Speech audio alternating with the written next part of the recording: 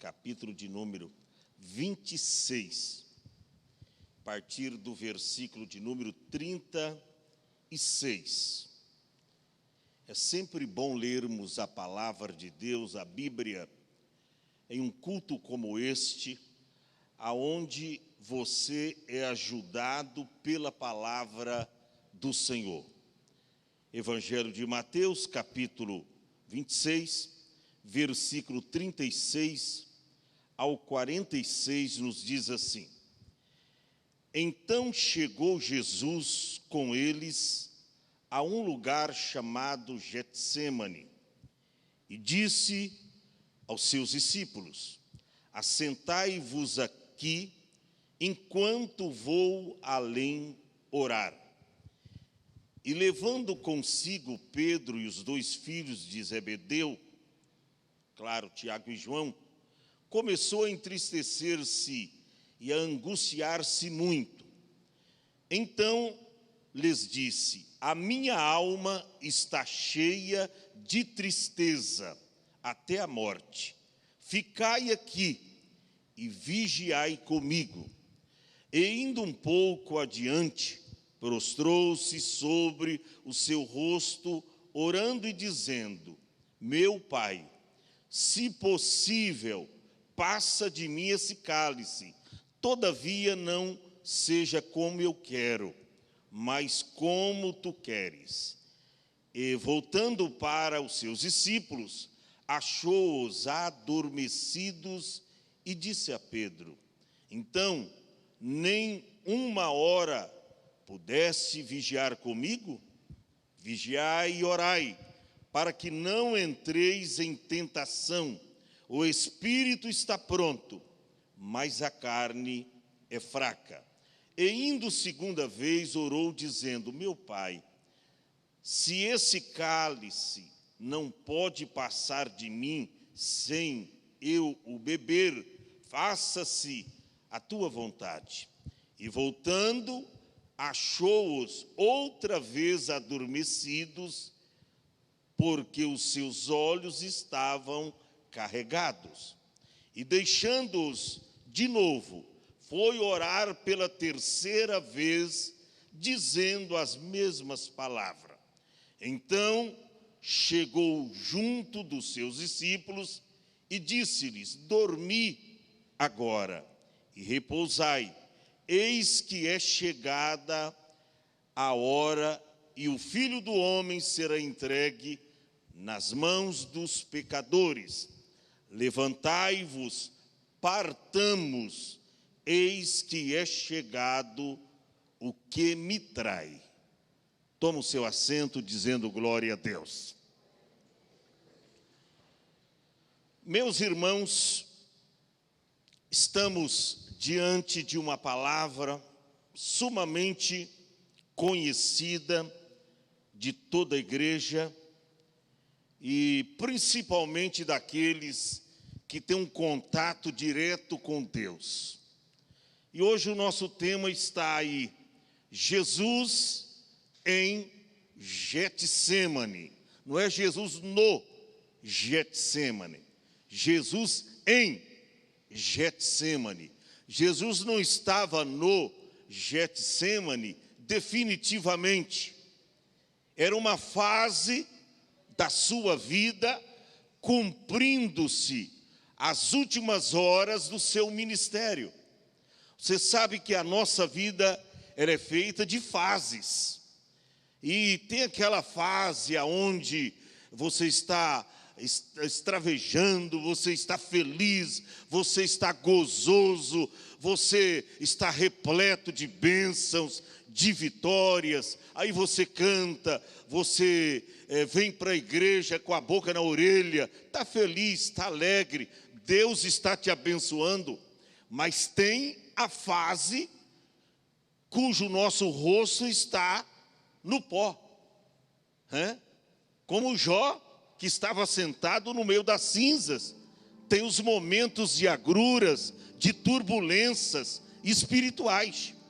E Jesus é o nosso maior exemplo disso, sendo Ele o Salvador, o Filho de Deus, o Emanuel, que a Bíblia diz que traduzido é Deus conosco.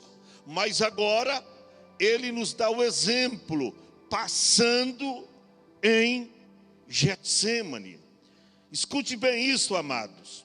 Getsemane significa prensa de azeite. Escute bem isso. Jesus passou ali para ser prensado. Prensado. Ele já estava carregando sobre si todos os nossos pecados, toda a nossa desobediência e culpabilidade de um homem mísero. Por quê? Porque a Bíblia diz que toda a nossa justiça é semelhante como trapo de imundícia. Irmão, a gente estava com o nome sujo com Deus. A Bíblia diz que todos pecaram e destituídos estão da glória de Deus. Assim estávamos nós. E agora chegou o momento mais angustiante de Jesus passar pelo Getsemane para consumar dali algumas horas a nossa salvação, passando por uma morte horrenda, a morte de cruz. Então Getsemane é prensa de azeite. Getsemane, o nome significa lugar de imprensar o azeite, situado no Monte das Oliveiras, bem interpretado pelo nome Jardim das Oliveiras. Ficava bem de frente do templo, ali na cidade de Jerusalém. E eu fico observando, por que Jesus, o Filho de Deus, teve que se revestir, humanamente falando. A Bíblia diz que ele sendo Deus, ele sendo Deus, ele veio a este mundo. Interessante, Paulo diz em Romanos que Deus não poupou nem o seu próprio filho. Agora imagine nós, míseros pecadores, se a gente não tivesse um Salvador para nos salvar, como foi o Cristo, o Salvador do mundo.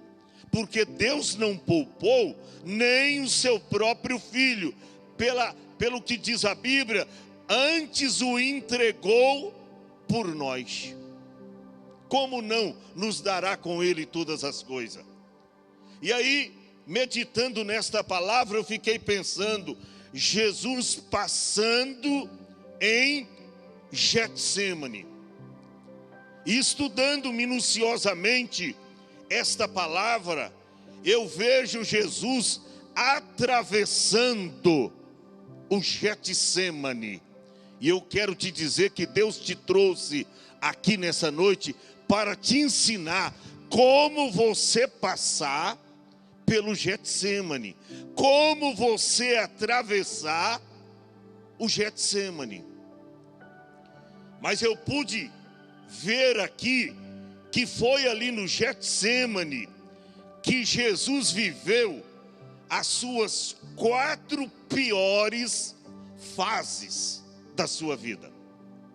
As suas 4 piores fases. Eu não sei qual é a fase da sua vida que você está vivendo. Se é a fase da tristeza, da dor, né? De repente perdeu alguém da sua família, ou se é a fase da alegria, do gozo, da conquista, conquistou a sua casa própria, a sua independência familiar, você conquistou a sua faculdade, você se formou, é uma conquista.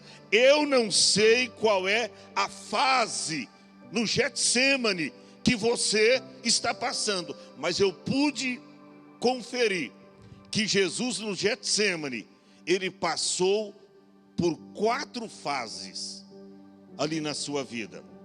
Escute bem isso. E estas 4 fases, eu e você, nós temos que passar. Que isso, pastor? Eu não quero passar pelo Getsêmani, não. Então não vai ter vitória, meu filho. Você vai conviver dia a dia com seu fracasso, com derrota. O cristão verdadeiro, ele passa pelo Getsêmani, pela prensa. Ah, pastor, graças a Deus, eu nunca passei por luta. Então fique tranquilo aí, irmão, que ela já está vindo, tá? Ela está vindo. Rapidinho ela vai chegar. Não tem escapatória. Não tem por onde fugir. Se Deus não poupou nem o seu próprio filho, que era santo, que nunca pecou, vai nos poupar, míseros pecadores? Jamais. Então nós temos que passar. Escute bem isso. A primeira fase que Jesus passou no Getsêmani, e essa fase eu e você, nós temos que passar. A primeira fase é quando nós entramos no Getsêmani.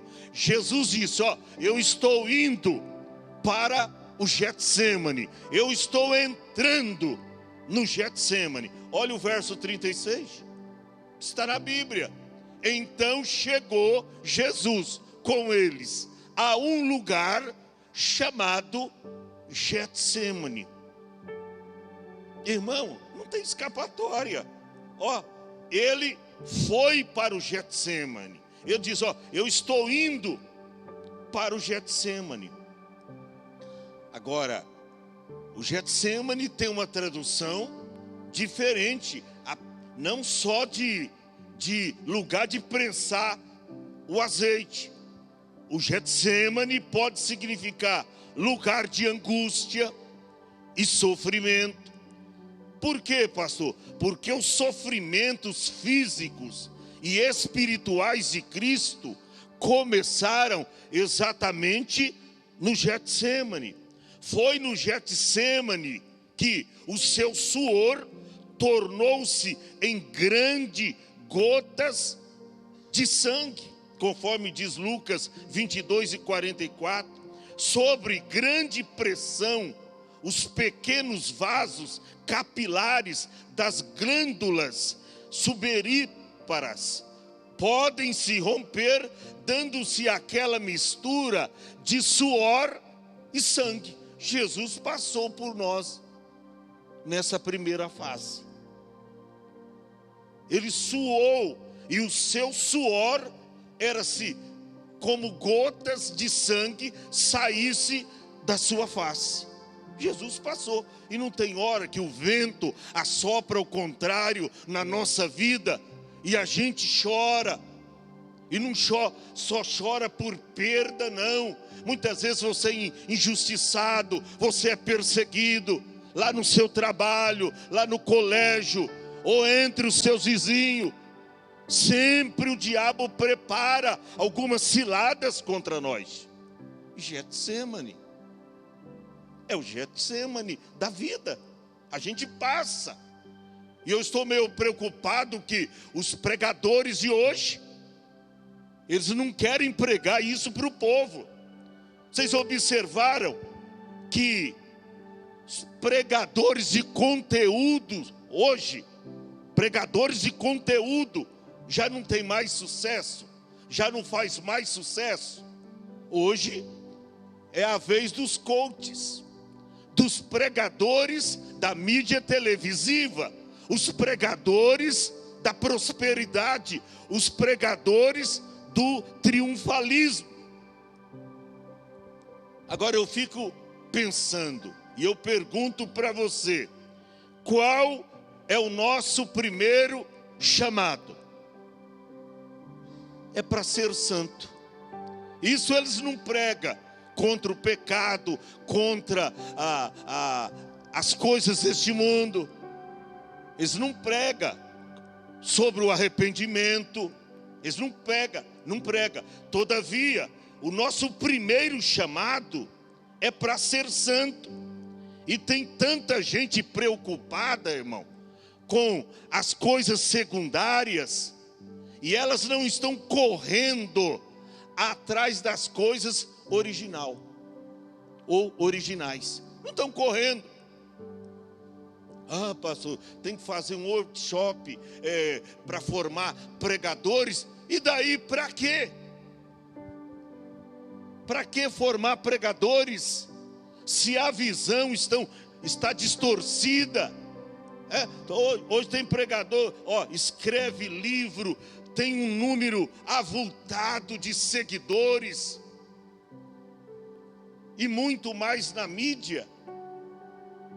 Todavia, irmão, a mensagem é pobre, porque a mensagem não fala de renúncia, de abandonar o pecado. A mensagem não fala de santidade. É uma mensagem pobre, Vera.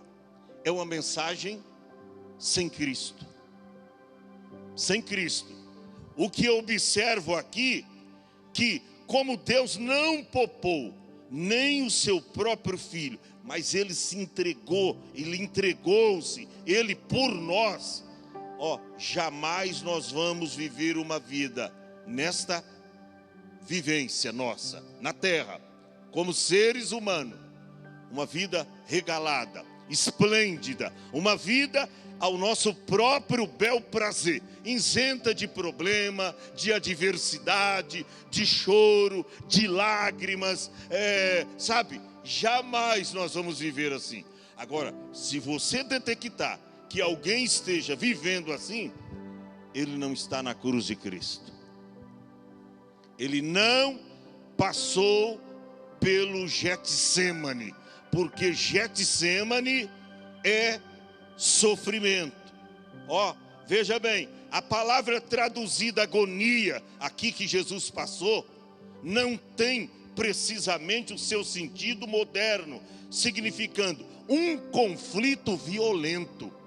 Jesus passou ali um conflito violento. Foi o que ele enfrentou na cruz.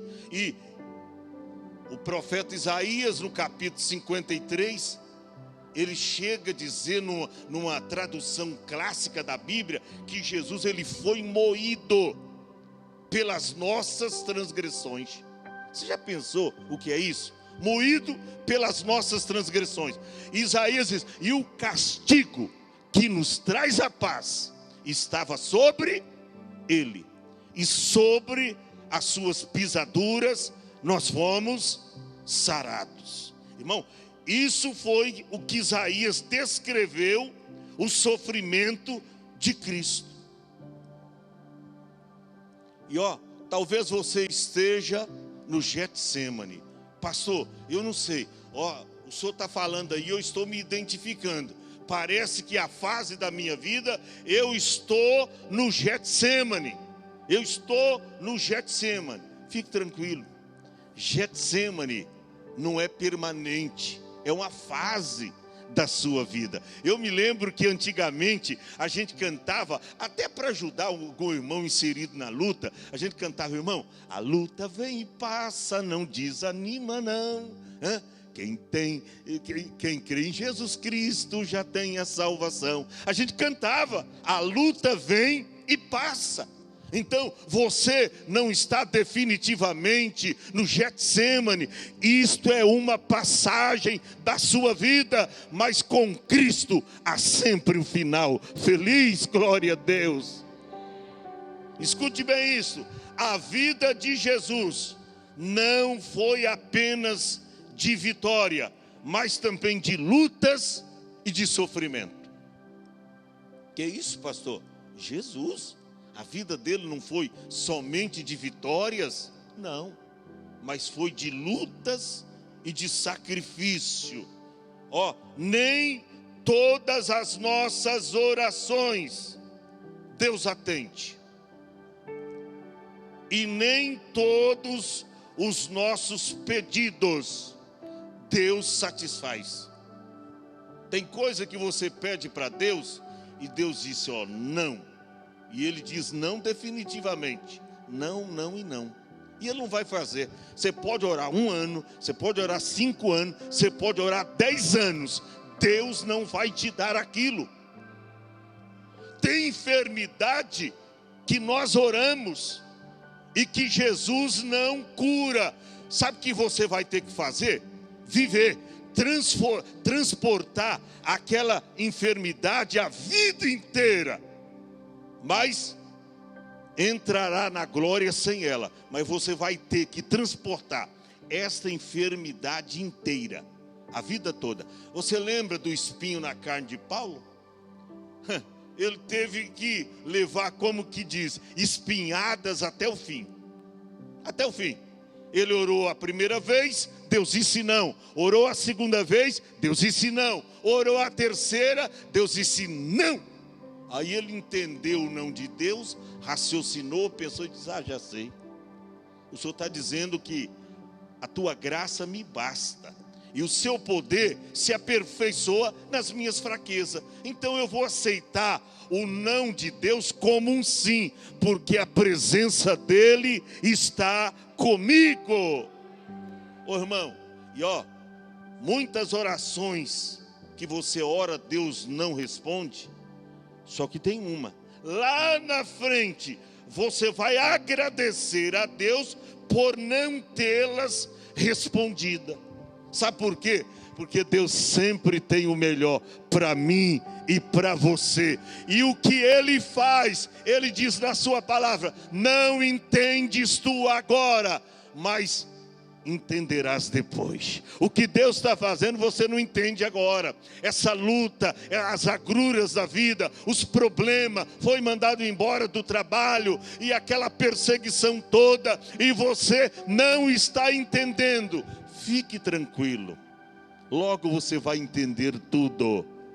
Sabe por quê? Porque você está na fase de entrada no Getsemane. Pastor, mas a gente entra e fica aqui no Getsemane. Você vê que Jesus entra no Getsemane e ele diz aos seus discípulos: assentai-vos aqui, enquanto vou além orar. E ele então assume as suas responsabilidades. Ele sabia que era uma oração a sós com o Pai, e ele começa a orar dizendo: Pai, se possível for, passa de mim esse cálice. Interessante que Jesus não estava fazendo uma oração e covardemente fugindo, se negando de morrer na cruz. Não. Jesus já tinha falado de antemão que ele veio e ele ia morrer na cruz para salvar os pecadores.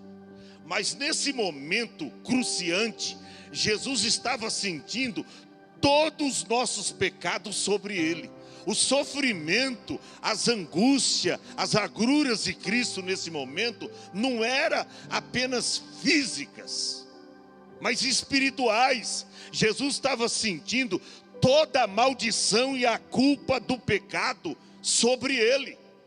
Era o maior sofrimento de Cristo. Ele ia beber o cálice da morte. O cálice da morte. Mas nela estava o pecado de toda a humanidade. A Bíblia diz, irmão, que Cristo, ele se fez maldição por nós. Ele bebeu o cálice que era para mim beber, que era para você beber, o cálice de morte, da culpabilidade do pecado, do homem sem Cristo. Ele assumiu todo esse pecado sobre si e o levou e o cravou no lenho, na cruz. Então era isto que Jesus estava sentindo. E talvez você está achando um pouco estranho: pastor, eu não sei não, está uma luta aí e tal, eu estou no Getsemane, mas que fase que eu estou? Como eu vou me sitiar, como eu vou me encontrar no Getsemane? Está na primeira fase, amém, glória a Deus. Você não vai ficar aí apenas na primeira fase. Jesus não ficou. Qual é a segunda fase do Getsemane? A primeira é quando você entra no Getsemane. E a segunda, pastor, escute bem isto. Segunda fase é quando você convida alguém para ir com você. É quando nós convidamos alguém para ir conosco no Getsemane. Olha os versos de número 37 e 38. Está escrito: e levando consigo Pedro e os dois filhos de Zebedeu, Tiago e João, começou a entristecer-se e angustiar-se muito, sentindo a culpabilidade do pecado. Então ele convida alguém para ajudá-lo na oração. Ele convida alguém para ajudar na intercessão. Olha o verso 38. Então lhes disse: a minha alma está cheia de tristeza. Você vê que Jesus não estava apenas sentindo dores físicas. Era na alma. A culpabilidade da humanidade estava agora Jesus sentindo-a na alma. Ele diz: olha, a minha alma está cheia de tristeza até a morte. E ele convidou então aqueles discípulos e diz: ficai aqui e vigiai comigo. Interessante que há lugar no Getsemane que nem todos podem ir. Ele convidou quem? Pedro, Tiago e João, os mais chegados. Tem coisas na sua vida e tem orações que você faz que você não pode orar com toda a sua família presente. Você não pode fazer esses pedidos, essas orações com todos os seus amigos presentes. Alguns vão até torcer contra. Alguns vão pegar o seu problema e vai passar para o bairro todo. Jesus escolheu 3 discípulos: Pedro, Tiago e João. Então a segunda fase é quando nós convidamos alguém para ir conosco no Getsemane. Só que eu percebi que há lugar no Getsemane que nem todos podem ir. Quantas vezes o pastor às vezes precisa de alguém para estar com ele, para compartilhar os seus problemas, porque tem gente que pensa que pastor não tem problema. Tem gente que pensa que o pastor é um semideus, ou um super-homem. A pastor não tem problema. Ah, como eu gostaria de ser pastor, rapaz. Mas porque pastor não tem problema. Ah, vem, irmão. Vem para essa ala para você ver. Vem fazer parte do rol dos sofridos, que muitas vezes sobe no púlpito e tem que mostrar um semblante feliz, alegre, mas está sendo torturado por dentro. Agonia, sofrimento, o peso da responsabilidade. Ah, se você ficasse no nosso lugar pelo menos 1 hora para você sentir o que nós sentimos. Quantas vezes, irmão, eu tentei fugir? Quantas vezes eu tentei deixar tudo, mas não tem jeito, irmão. Ele me escolheu e eu não posso ser covarde. Mas quantas vezes eu quis fugir? Por quê? Tamanho é o peso da responsabilidade, tá? Tamanho é o peso da responsabilidade. E eu vejo aqui Jesus convidando 3 dos seus amigos para interceder com ele. Não pega muitos não. Não passa o seu problema para todos não. Alguns amigos mais chegados.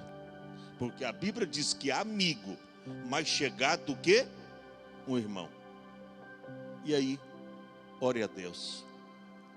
Só que eu vou te mostrar que tem lugar no Getsemane que nem os seus amigos vão estar com você.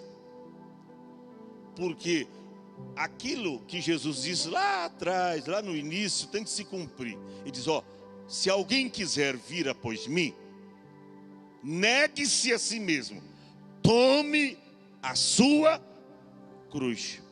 E sabe que tem a cruz que eu tenho que carregar? Não adianta, irmão. Eu posso de vez em quando arrumar um sirineu para dar uma mãozinha para mim, mas ele não vai ficar definitivamente comigo, não.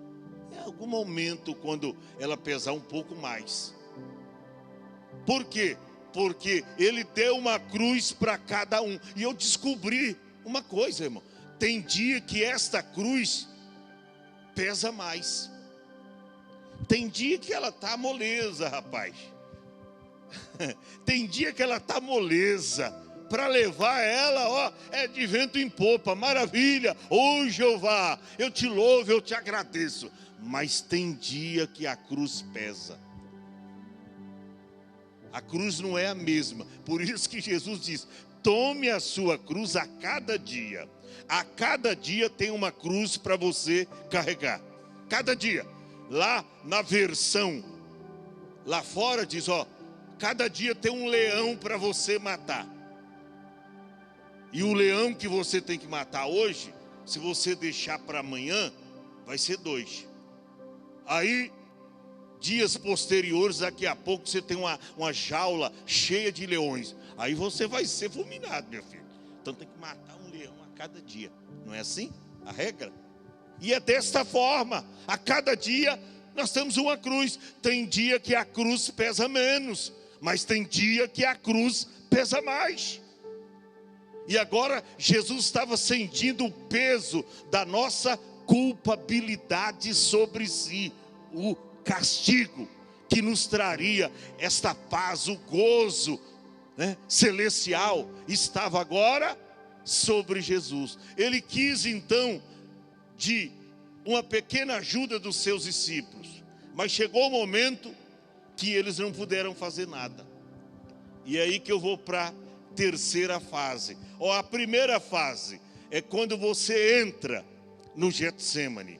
A segunda fase é quando você convida alguém para ir com você para o Getsemane.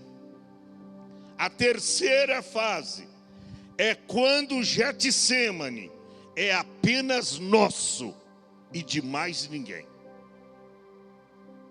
Terrível isso. A terceira fase é quando o Getsemane é apenas nosso e de mais ninguém. Olha o que diz a Bíblia no verso 40. Diz assim: e voltando para os seus discípulos, achou-os adormecidos. Olha, eu falei da segunda fase, que eles foram convidados para ajudar Jesus, sim ou não? Mas chegou na hora H, o que eles fizeram? Dormiram. Por quê, pastor? Porque a terceira fase é esta. É quando o Getsemane é apenas nosso e de mais ninguém. Você até compartilha o seu problema, a sua luta, pede oração para A, para B, C, mas ninguém vai orar por você. Ninguém lembra do teu nomezinho. Ninguém lembra. O Getsemane é apenas teu. É você que tem que pagar o preço, tem que orar, tem que jejuar, tem que fazer tudo. Aí Jesus se dirige aos seus discípulos e os acha adormecidos, dormindo. E ele diz a Pedro: então, nenhuma hora pudesse vigiar comigo? Irmão, esse é o Getsemane nosso. É o Getsemane onde ninguém pode nos livrá-lo, a não ser Deus. A não ser Deus. Conforme está lá no Evangelho de Lucas, capítulo 22, o verso 41 ao 43. É o Getsemane nosso. Só Deus pode nos ajudar. Existem até orações em que não podem ser feitas Sabia? Tem orações que não podem ser feitas nesse microfone. Existem também pecados que não podem ser confessados nesse microfone. É o Getsemane nosso e de mais ninguém. É quando você se derrama perante o Senhor. É quando você se prostra aos pés de Cristo. E você sabe que é você e Deus. Você lembra daquela luta que Jacó fez com Deus? É algo semelhante. Jacó tinha que reparar uns erros da sua vida. E ele repara o primeiro erro com o sogro, que havia enganado ele, fez ele trabalhar mais 7 anos, né, por Raquel. Depois dele reconciliar com o sogro, reconciliou com o irmão. Agora faltava a última etapa, a mais difícil. Ele tinha que reparar os seus erros com Deus. E a Bíblia diz que Jacó entrou numa luta com Deus, com o próprio Deus, com o anjo do Senhor, com Deus. E diz que nessa luta foi intensa, foi até de madrugada. E o anjo do Senhor, ou o próprio Deus, dizia: me solta, eu não te aguento mais. Ó, a alva do dia está subindo. E ele grudou no anjo e disse: eu não te deixarei, se não me abençoares. Aleluia. Olha, irmão, tem briga que é entre você e Deus. Eu estou dizendo num sentido para você entender. Tem coisa que é você e Deus. É o Getsemane nosso. Não adianta você compartilhar. É por isso que eu não sou de compartilhar problema. Às vezes eu sofro calado. Teve dia que eu subi aqui para ensinar e as pessoas não sabiam como estava o meu estado, nem físico e nem emocional.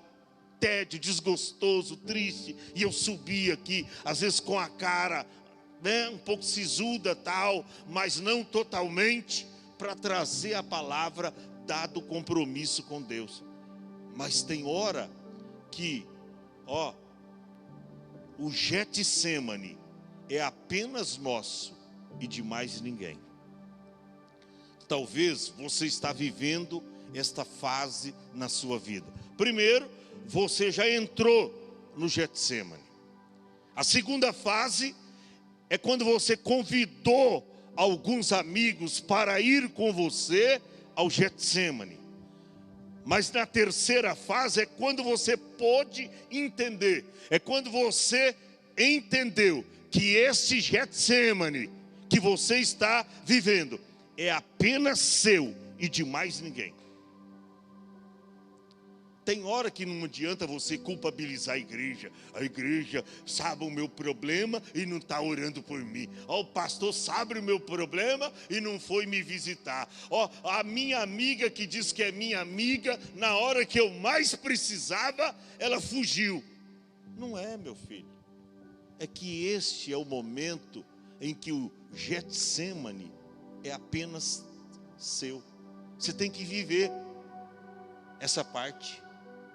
Jesus convidou os amigos, os discípulos, para estar com ele, nesse momento cruciante, mas no momento mais agudo da prova, eles o deixaram. E se vira, ele está dizendo que é o Filho de Deus, vamos dormir, eu estou com sono, e foram dormir.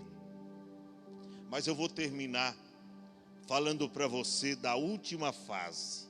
A primeira fase, escute bem, as 4 fases do Getsemane, é quando você atravessa o Getsemane. Primeira fase é quando entramos no Getsemane. A segunda fase é quando você convida alguém para ir com você ao Getsemane.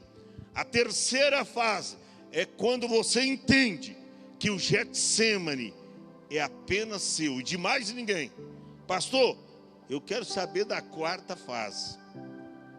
É quando estamos prontos para deixar o Getsemane. Quer ver na Bíblia? O verso 45 da leitura. Então chegou junto dos seus discípulos e disse-lhes: dormi agora e repousai. Ou seja, ninguém precisa fazer nada por mim, ninguém precisa mais interceder por mim, ninguém precisa mais orar por mim. Dormi agora e repousai. Eis que é chegada a hora em que o Filho do Homem será entregue nas mãos dos pecadores. Ou seja, chegou a hora de Jesus deixar o Getsemane. Olha para cá. Você sabe como Jesus deixou o Getsemane? Amparado por anjos. Jesus deixou o Getsemane otimista, sabendo que a cruz era mais um passo apenas para consumar a nossa salvação. Ele sabia, ele saiu de lá, ele não saiu triste, ele saiu feliz, porque a Bíblia diz que quando Judas chegou no horto do Getsemane, ele que havia o traído, Jesus se dirigiu a ele e o chamou de amigo. Eu teria chamado de traidor e de capeta. Ele chamou de amigo. Eu disse aqui esses dias atrás que Jesus chamou de capeta quem estava com ele e que era amigo. E o traidor ele chama de amigo. Não foi assim com Pedro? Quando Pedro confessou o nome de Cristo, dizendo: tu és o Cristo, o Filho do Deus vivo. Revelou não a carne e o sangue, mas revelou o Pai que está no céu. Aí, pouquinho depois, Jesus começa a falar sobre a sua morte na cruz. Esse momento aí, que posteriormente ele estaria vivenciando. Aí Pedro diz: não, Senhor, nunca acontecerá isso contigo. Não, nós não vamos deixar, o Senhor não vai morrer na cruz, não. O que é que Jesus fala? Satanás, para trás de mim. Satanás, para trás de mim. Chamou Pedro de Satanás. E eu disse aqui que para Pedro, que confessou o seu nome, ele chamou de Satanás. E para Judas, que o traiu, ele chamou de amigo. Sabe por quê? Porque Pedro quis tirar Jesus do propósito. E Judas o levou, vendeu ele e o levou para o propósito de morrer na cruz por nós. Talvez você não entenda, irmão. Tem coisa que te leva para o propósito. Então às vezes tem até alguns amigos que batem aí no seu ombro e diz: amigo, cuidado. Se está tirando você do propósito, é Satanás. Para trás de mim, Satanás. Chamou Pedro de Satanás. Interessante. Ao amigo, ele chama de Satanás. Ao traidor, ele chama de amigo. Por quê? Porque Judas o levou para o propósito. Não chama de castigo de Deus aquilo que está te levando para o propósito. De repente surgiu essa luta aí, e aí está fazendo você orar mais, buscar mais, se santificar mais. O que é isso? É Deus te levando para o propósito. Aleluia. Essa luta não veio para te matar, não. Até porque está escrito que Deus não nos dará luta acima do que podemos suportar. Antes Ele abre uma porta de escape. Fica em pé. Oh, aleluia. Jesus em Getsemane. Eu não sei qual é o lugar que você está, aonde você se situa, aonde você se encontra, ou qual é a fase. Se você entrou agora no Getsêmani, se você está convidando alguém para ir com você no Getsêmani, ou se Deus já fez você entender que este Getsêmani é apenas seu e de mais ninguém, ou se está na hora de você deixar o Getsêmani. Essa luta não vai durar a vida toda, não. Jesus está vindo aí, e a Bíblia diz que quando Ele vier, cessarão todas as lutas, cessará todo pranto, todo choro, todo clamor, vai cessar tudo. Jesus está vindo aí. Eu quero orar por vocês, todos aqueles que querem receber de Deus mais graça. Pastor, o senhor falou, e Deus falou comigo através dessa palavra. Eu estou me sentindo no Getsêmani. Pastor, eu estou entendendo, eu estou na segunda fase. Eu tô aceitando tudo, pastor. Eu estou aceitando tudo, estou convidando gente. Então eu quero te ajudar nessa segunda fase. Eu quero orar por você. Eu quero te ajudar em oração. Pastor, eu estou na terceira fase. Eu estou entendendo que, o Getsêmani é apenas meu. Aí você vai ficar só no seu lugarzinho aí. Não tem problema. Agora, se chegou a hora de sair do Getsêmani, vem à frente comemorar. Vem agradecer que Deus foi bom para contigo, que Deus foi misericordioso, que te deu graça. Você não caiu, você não se prostrou diante dos homens, você creu piamente no seu Deus, e você sabe que agora chegou a hora de comemorar a vitória. Enquanto nós vamos louvar a Deus, saia do teu lugar, venha depressa à frente, em nome de Jesus. Sai do teu lugar, saiam todos, venham adorando, venha glorificando, venha comemorando a sua saída do Getsêmani. Minhas lamparinas estão acesas. Glória a Deus. Sai do teu